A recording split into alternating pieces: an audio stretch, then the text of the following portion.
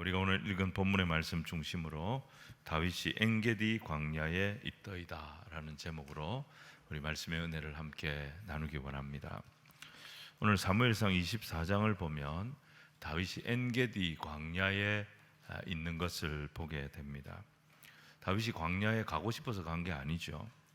말씀에 순종해서 유대 땅으로 돌아왔습니다. 근데 갈 곳이 없습니다. 피할 곳이 없어요. 그래서 지금 광야를 헤매고 있는 것입니다. 헤렛 수풀가에 있다가 시입 광야에 숨었다가 거기도 있을 수가 없어서 지금 엔게디 광야까지 오게 된 것입니다. 여러분, 광야는 어떤 곳입니까? 험난하고 불안하고 불편하고 모든 것이 정말 부족한 그런 땅입니다. 근데 이런 광야에서 다윗은 전혀 생각지 못했던 하나님을 경험하게 됩니다. 여러분, 우리 인생은 우리를 창조하신 하나님을 만나야 살아나는 거예요. 회복이 되는 거예요. 하나님을 만나면 아무리 불리한 상황 가운데 있다 할지라도 순식간에 역전이 일어납니다. 다윗은 위기 때문에 어쩔 수 없이 광야로 들어갔습니다. 근데 그 광야에서 다윗은 하나님을 만난 겁니다. 여러분, 우리 인생에도 광야가 있습니다. 유진 피터슨이 이런 말을 했습니다. 우리 인생에는 지리적 광야뿐만이 아니라 환경적인 광야가 있다, 이 말을 했습니다. 건강을 잃어버리는 것이 내 인생의 광야를 만난 것입니다. 사업이 흔들리고 경제적인 위기가 찾아온 것이 광야를 만난 것입니다. 가정에 어려움이 오고 자녀들이 탈선을 하고 모든 것이 내 마음대로 되지 않는 이 모든 것이 내가 광야를 만난 것입니다. 근데 그 인생 광야에서 우리가 하나님을 만날 수 있다면, 어떤 위기를 만나고 어떤 어려움을 만나고 어떤 문제를 만났든지 그 속에서 하나님을 만나서 그 하나님의 말씀을 듣고 그 하나님의 뜻에 내가 다시 한번 묶일 수만 있다면 오히려 광야는 위기의 땅이 아니라 인생 역전의 자리가 얼마든지 될 수 있다는 것입니다. 다윗은 오늘 엔게디 광야에 있었습니다.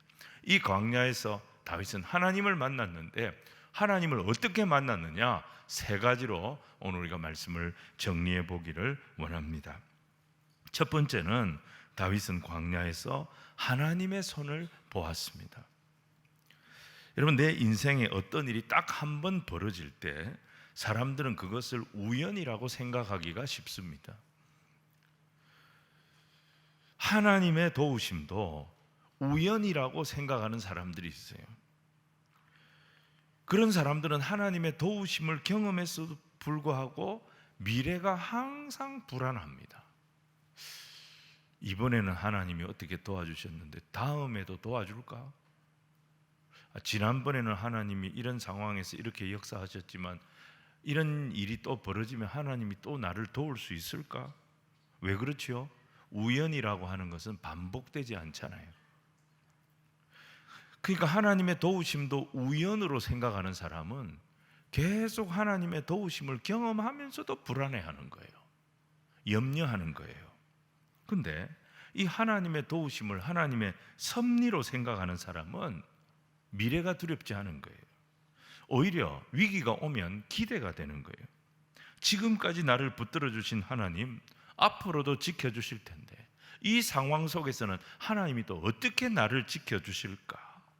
이 고백이 있고 이 소망이 있고 이 기대가 있기 때문에 믿음 안에서 위기를 보는 시선이 달라지는 것입니다. 지난번에는 하나님께서 이렇게 도우셨는데 이번에는 이것도 없고 저것도 없고 아무것도 없는데 하나님도 돕기 힘들 거야. 이런 고민을 우리가 할 필요가 없다는 것입니다. 이런 염려를 우리가 할 이유가 없다는 것입니다. 오늘도 마찬가지입니다. 우리의 예배 가운데 전능하신 하나님의 손을 보는 영의 눈이 열려지는 저와 여러분이 되기를 주님 이름으로 축원을 드립니다. 과거를 지켜주신 하나님의 손, 현재를 지키고 계십니다. 현재를 지키시는 하나님, 미래에도 우리와 함께 하십니다. 이 믿음을 가지고 두려움을 이기고 염려를 가지고 주와 함께 동행하는 우리 모든 성도들 되시기를 소원합니다. 두 번째는요, 다윗은 광야에서 하나님의 말씀을 보았습니다. 광야에도 두 가지 소리가 여전히 들렸습니다. 하나는 사람의 말이고 하나는 하나님의 말씀이었습니다. 계속 쫓겨나디는 이 다윗에게 이게 웬일입니까? 다시 오지 않을 기회가 왔어요. 사울이 제 발로 자기가 있는 굴로 들어온 거예요. 아무도 없는 줄 알고 거기서 바지를 내리고 용변을 보고 있어요. 자기가 숨어 있는 굴에 제 발로 들어온 거예요. 그때 부하들은 다 다윗에게 뭐라고 말합니까? 이거 하나님이 주신 기회입니다. 지금 사울을 처단합시다. 이런 기회가 다시 오지 않습니다. 이거 하나님이 주신 특별한 기회입니다. 그런데 다윗은 그 순간에도 부하들의 말을 들은 것이 아니라 신명기 32장 35절 말씀을 생각했던 겁니다. 그들이 실족할 때 내가 보복하리라. 원수가 오판에서 실수한다 할지라도 보복은 내가 할 것이니까 네가 보복하지 마라. 네가 보복하지 마라. 이 말씀을 신약의 사도 바울이 그대로 인용한 말씀이 로마서 12장 19절 말씀이에요. 내 사랑하는 자들아, 너희가 친히 원수를 갚지 말고 하나님의 진노하심에 맡기라. 기록되었으되 원수 갚는 것이 내게 있으니 내가 갚으리라고 주께서 말씀하시니라. 여기서 원수 갚는 것이 내게 있으니 내가 갚으리라, 이게 신명기 32장 35절을 사도 바울이 인용한 말씀인 거예요. 광야에서 결정적인 기회가 왔어요. 다시 오지 않을 이 다윗에게 너무 유리한 상황이 벌어진 거예요. 근데도 그 상황에서 다윗은 하나님의 말씀을 보았습니다. 그러면서 부하들의 말이 아니라 하나님의 말씀을 붙잡았습니다. 아무도 사울을 해치지 못하도록 경고했습니다. 자, 4절로 7절 말씀을 우리 같이 읽겠습니다. 시작. 다윗의 보소서, 여호와께서 당신에게 이르시기를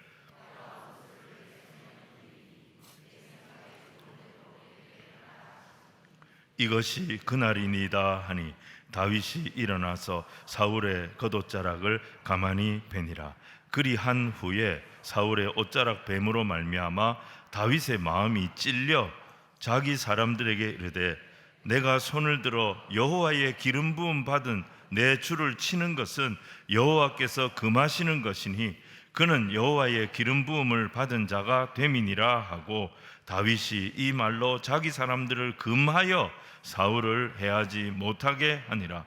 사울이 일어나 굴에서 나가 자기 길을 가니라. 만약에 이때에 옷자락이 아니라 다윗이 사울의 목을 뺐다고 생각해 보십시오.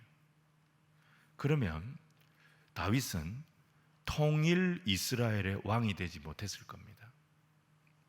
평생 그에게 꼬리표가 따라다녔을 거예요. 하나님의 기름 부음 받은 자를 죽인 죄인이다. 이 꼬리표가 붙어 다녔을 거예요. 특별히 사울의 혈족이라고 할 수 있는 베냐민 지파 사람들에게는 원수가 됐을 겁니다. 그들은 절대 다윗을 왕으로 인정하지 않았을 것이고, 그렇게 된다면 12지파는 하나 되지 못하는 겁니다.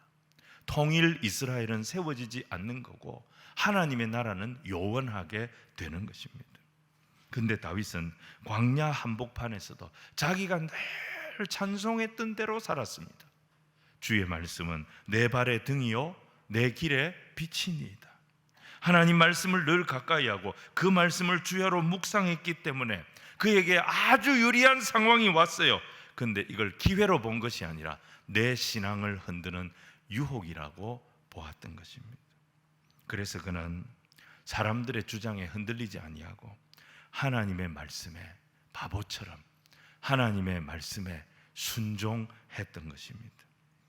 그랬더니 오히려 모든 것이 합력하여 선을 이루게 되어졌고 사울이 변화되는 역사가 일어나게 되어졌고 온 이스라엘이 다윗은 우리와 다르다, 다윗이 다른 존재라는 것을 온 백성들이 인정하게 되어졌던 것입니다.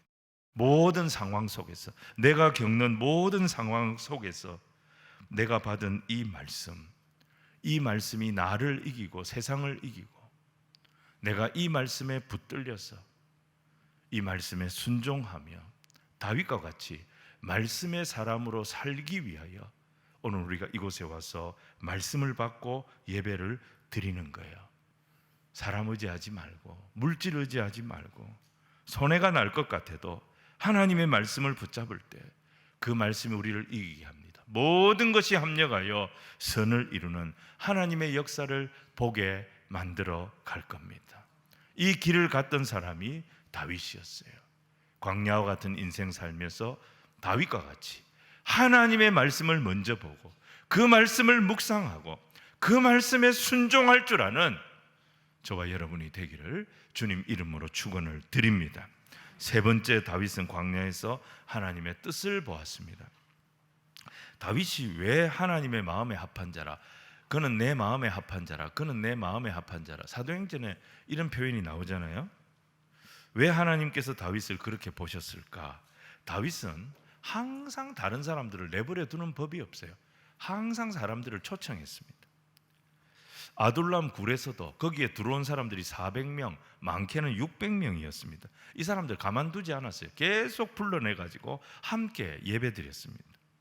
모든 이들이 다윗처럼 자기처럼 예배하고, 자기처럼 찬양하고, 자기처럼 기도하고, 자기처럼 말씀 듣고 그렇게 살기를 원했던 겁니다.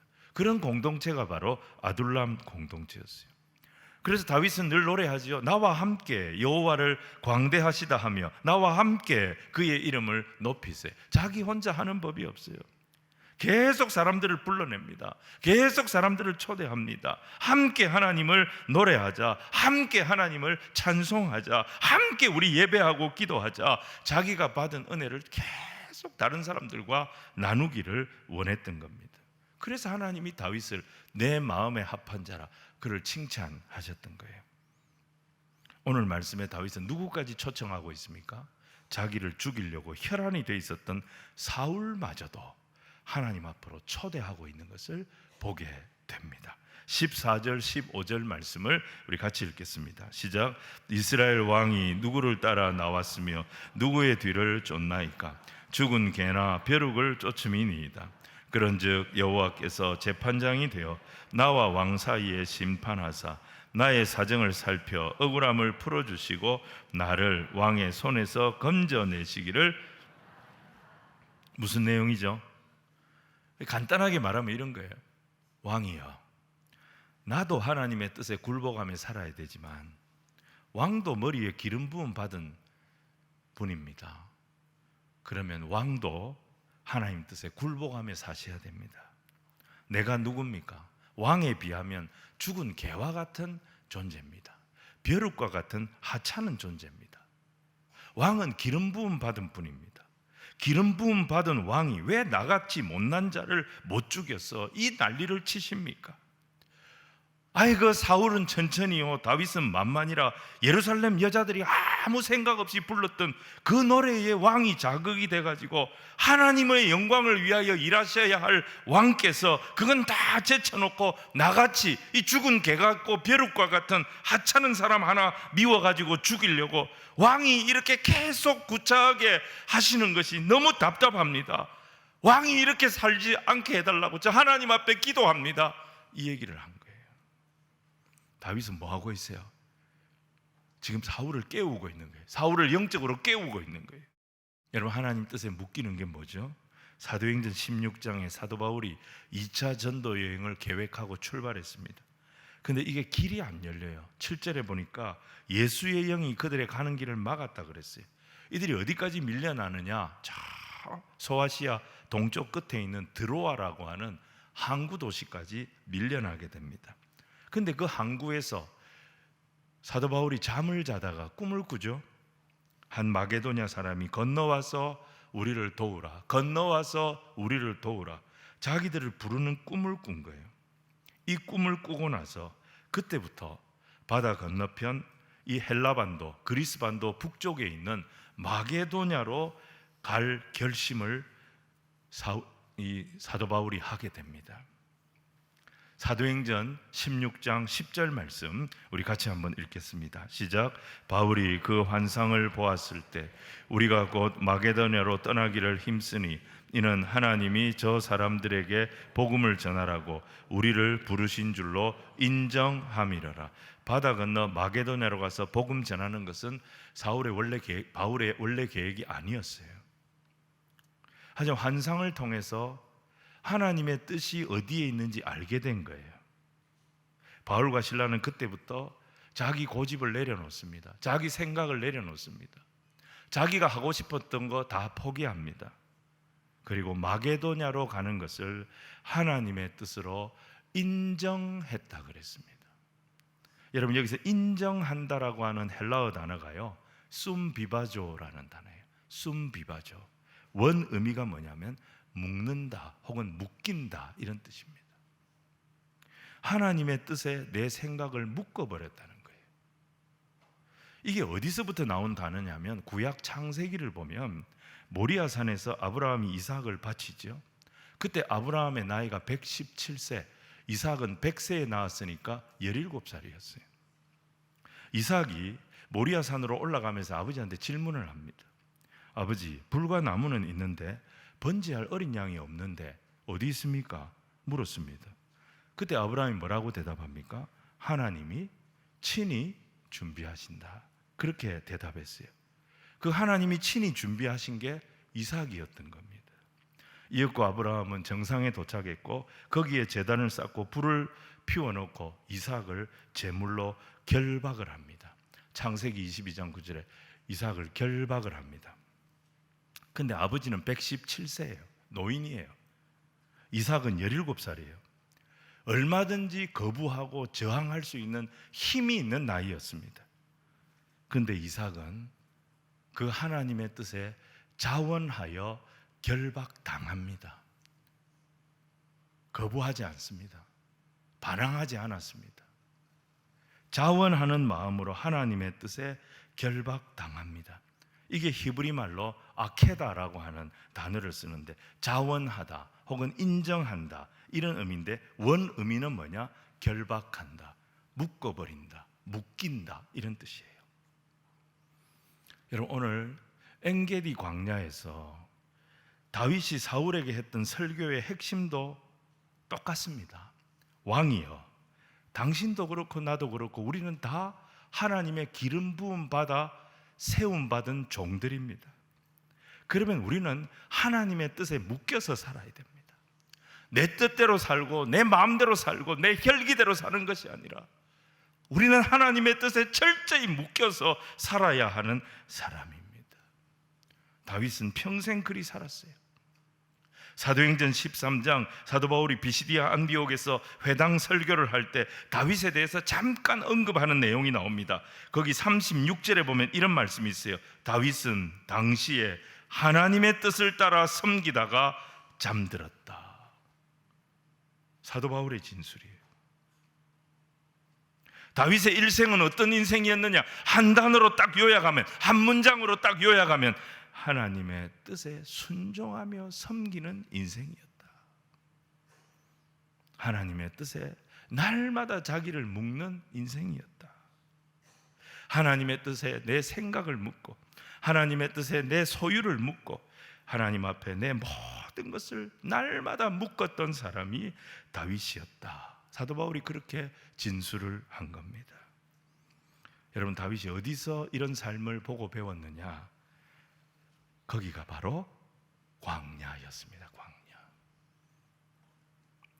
그 광야에서 하나님의 손을 보았습니다.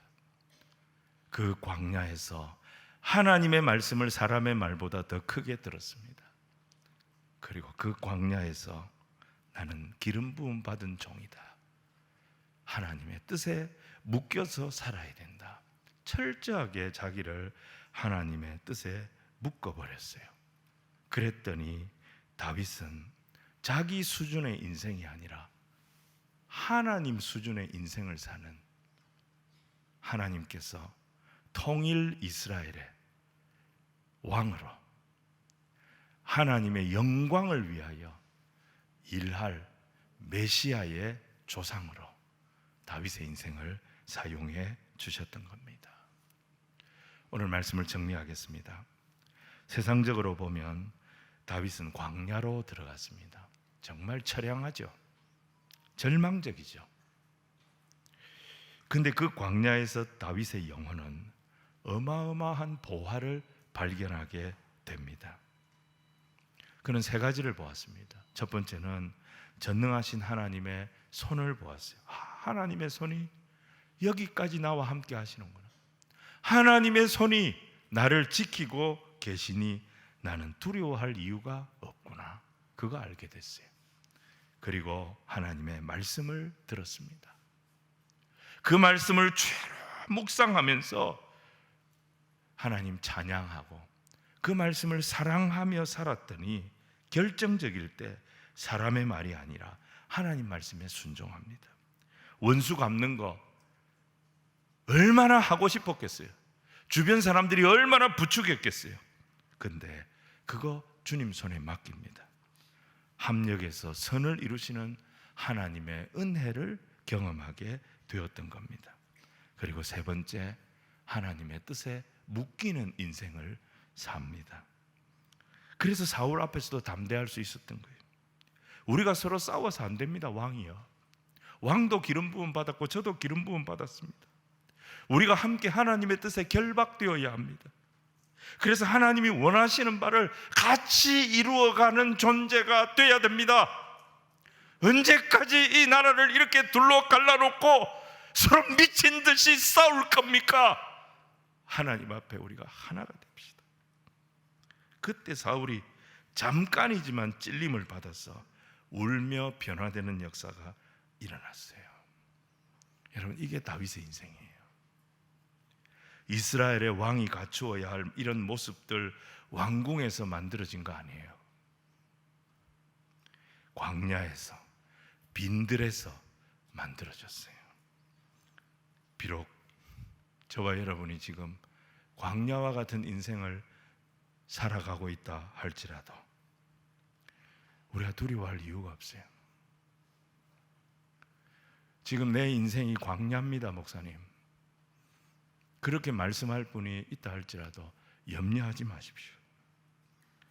광야에 있다 할지라도 하나님의 손에 붙들리기만 하면, 주의 말씀에 붙들리기만 하면, 하나님의 뜻에 묶이는 인생이 될 수만 있다면, 여러분, 이 광야가 하나님의 복을 끌고 오는 축복의 통로가 되어질 줄로 믿습니다. 다 지나갑니다. 우리의 인생 다 지나갑니다. 광야도 지나갑니다. 이 또한 지나가리라. 다 지나갑니다.